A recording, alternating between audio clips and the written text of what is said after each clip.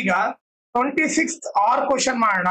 Okay, ಅದನ್ನ ನಾನು separate ಆಗಿ ಬರ್ದಿದ್ದೀನಿ. ಓಕೆ, ಇಲ್ಲಿ ಸಾಲ್ವ್ ಮಾಡೋಣ. ಓಕೆ, ನೋಡ್ರಿ, ಕ್ಲಾಸ್ ಇಂಟ್ರೋಲ್ ಏನ್ ಕೊಟ್ಟಿದ್ದಾರೆ ಅವರು? 1 to 5, 5 to 9, 9 to 13, 13 to 17, ಆಮೇಲೆ 17 to 21 ಅಂತ ಕೊಟ್ಟಿದ್ದಾರೆ.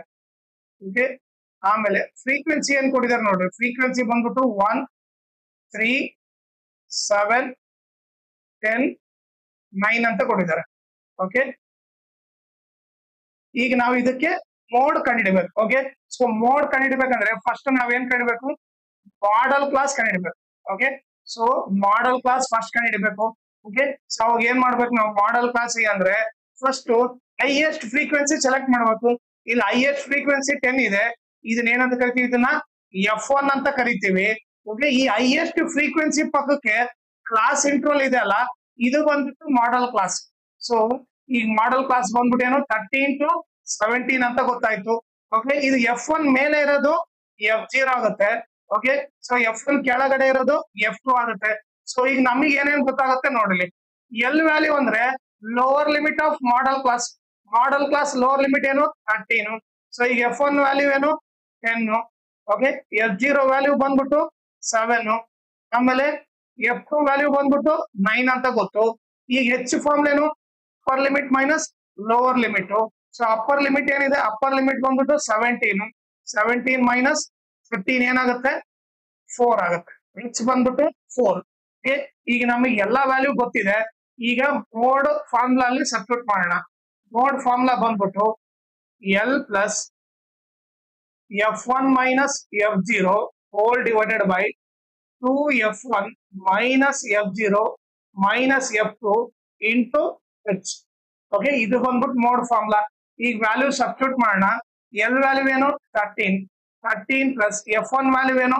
F1 value 10 minus F0 value ಏನು? 7 whole divided by 2 into F1 value ಏನು? 10 ಮೈನಸ್ F0 ವ್ಯಾಲ್ಯೂ 7.